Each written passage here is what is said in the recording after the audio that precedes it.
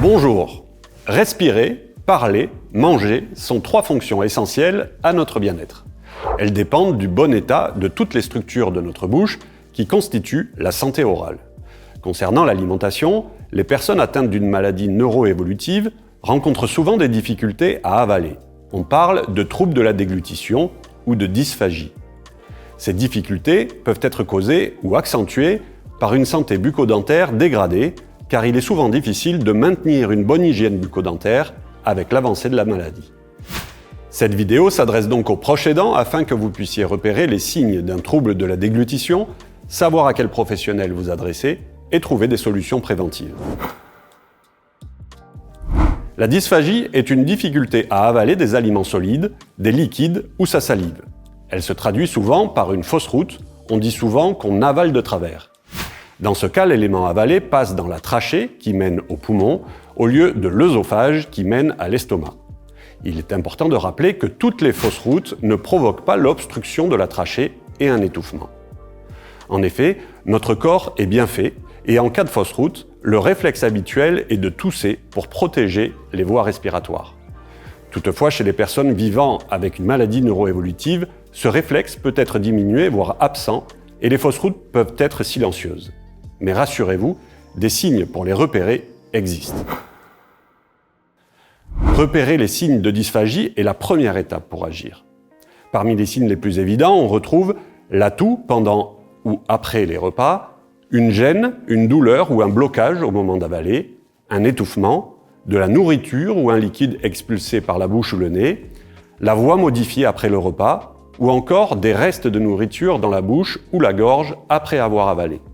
Il existe aussi d'autres signes moins évidents, mais à ne pas sous-estimer, tels que des raclements fréquents de la gorge, un refus alimentaire ou des difficultés à mastiquer avec une alimentation de plus en plus lente et l'évitement de certains aliments. Les troubles de la déglutition non traités peuvent sérieusement affecter la santé de la personne et aggraver son état général avec des risques d'infection pulmonaire, de dénutrition, de perte de poids, de déshydratation, d'anxiété autour des repas ou des risques d'étouffement. Face aux troubles de la déglutition, vous et votre proche n'êtes pas seuls. L'orthophoniste est le professionnel de santé qui assure le diagnostic et la rééducation de la dysphagie et qui vous accompagne dans la mise en place des adaptations. Un examen établi auprès d'un ORL ou d'un radiologue pourra déterminer avec précision les causes de la dysphagie. Vous pouvez également en parler avec un médecin généraliste. En fonction des besoins, des chirurgiens dentistes, des diététiciens, des ergothérapeutes et des kinésithérapeutes pourront être inclus dans l'équipe de soins. Pour prévenir les troubles de la déglutition, vous pouvez agir à plusieurs niveaux. Tout d'abord, l'environnement du repas. Avoir une bonne position pendant les repas est essentiel. Par exemple, être assis avec un dos droit, le bassin et les pieds bien calés.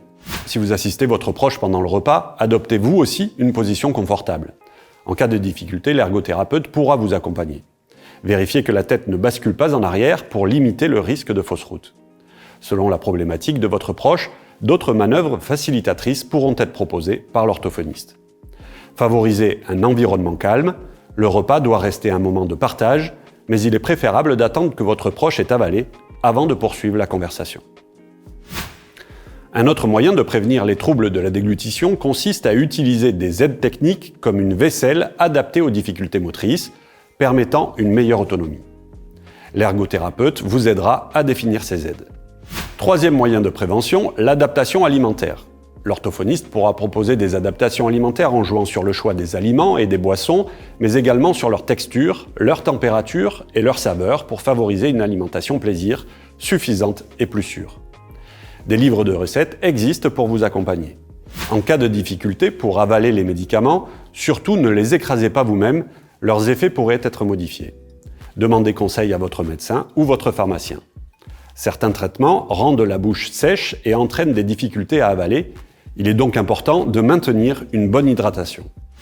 Enfin, il est très important de maintenir une bouche saine.